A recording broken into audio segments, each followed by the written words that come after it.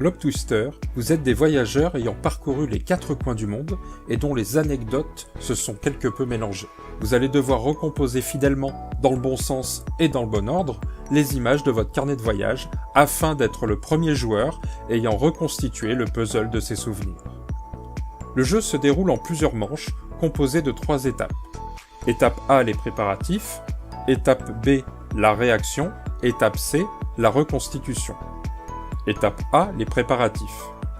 Tout d'abord, distribuez une image souvenir à chaque joueur et positionnez-la devant vous. Mélangez et pivotez les tuiles puzzle correspondant à l'image souvenir dans tous les sens, mais en faisant bien attention de ne pas les retourner du recto vers le verso. Assemblez-les de manière à obtenir un carré de 3 par 3. Ensuite, recouvrez ce carré avec votre image souvenir.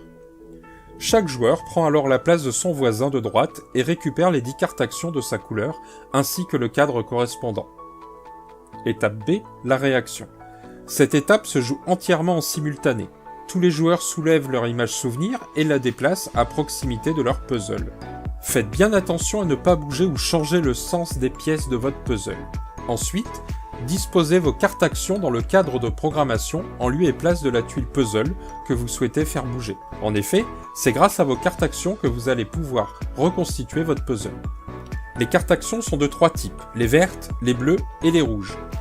Les vertes permettent de pivoter une tuile sans la déplacer, soit d'un quart de tour dans le sens de la flèche, soit de 180 degrés. Les bleus permettent de déplacer des tuiles. Sur votre carte action, le carré brun indique toujours la tuile depuis laquelle l'action démarre. Faites bien attention au sens de la flèche. Par exemple, la tuile sélectionnée est déplacée à l'autre extrémité de sa ligne ou de sa colonne, poussant de fait les 2 autres tuiles de sa ligne ou de sa colonne.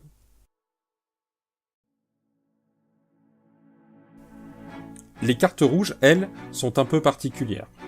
En effet, elles ne sont jouables qu'une seule fois par partie et ne sont pas cumulables sur un même tour de jeu. Cette carte vous permet de placer la tuile désignée immédiatement au bon endroit, mais aussi dans le bon sens. La tuile permutée vient de fait remplacer la tuile déplacée.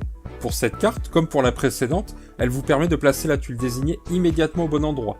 Attention, aucun mouvement de rotation n'est permis. Donc, après avoir soulevé votre image souvenir, disposez judicieusement et tactiquement vos cartes actions dans le cadre de programmation. Placez votre carte à l'emplacement exact de la tuile que vous souhaitez faire bouger, en respectant bien le carré de 3 par 3. En effet, une carte placée entre 2 zones ne sera pas validée lors de la reconstitution. Attention à bien orienter les flèches de votre carte. Dès qu'un joueur estime avoir optimisé au mieux l'utilisation de ses cartes actions, il recouvre immédiatement sa composition avec son image souvenir et retourne ensuite le sablier. Évidemment, à partir de cet instant, il ne peut en aucun cas modifier ses cartes actions ou regarder son puzzle. Par contre, il peut tout à fait contrôler le sablier. Une fois le sablier écoulé, tous les joueurs recouvrent immédiatement leur puzzle et ne peuvent plus modifier de carte action. Ceci marque la fin de l'étape B. Important, il n'est pas nécessaire de compléter entièrement son cadre de programmation pour terminer la phase. Il est tout à fait possible de finir l'étape avec aucune carte, comme avec toutes. Étape C, la reconstitution. Le joueur qui a retourné le sablier commence la reconstitution. D'abord, il révèle son puzzle, puis, en partant du carré en haut à gauche et en suivant le sens traditionnel de lecture, c'est-à-dire de gauche à droite et de haut en bas, il va répercuter chaque action sur là où les tuiles puzzle correspondent. Dès que la zone programmation a été balayée, le puzzle est immédiatement recouvert avec l'image souvenir. C'est au joueur suivant, dans le sens des aiguilles d'une montre, de démarrer sa phase de reconstitution. Pour info, la zone de programmation peut contenir des trous, et il est donc possible que certaines tuiles ne soient impactées par aucune carte action. Dans ce cas-là, aucun mouvement n'est opéré au départ de celle-ci. Attention, en aucun cas l'effet d'une carte action ne peut être annulé.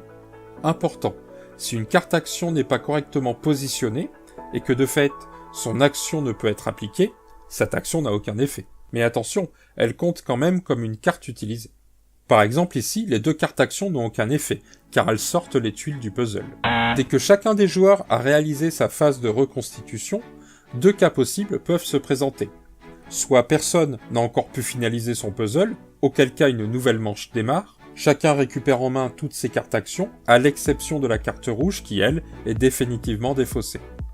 Ensuite, recommencer au début de l'étape 2, la réaction. Soit, un ou plusieurs joueurs ont reconstitué leur puzzle à l'identique de leur image souvenir. Dans ce cas, passer directement à la fin du voyage. Fin du voyage.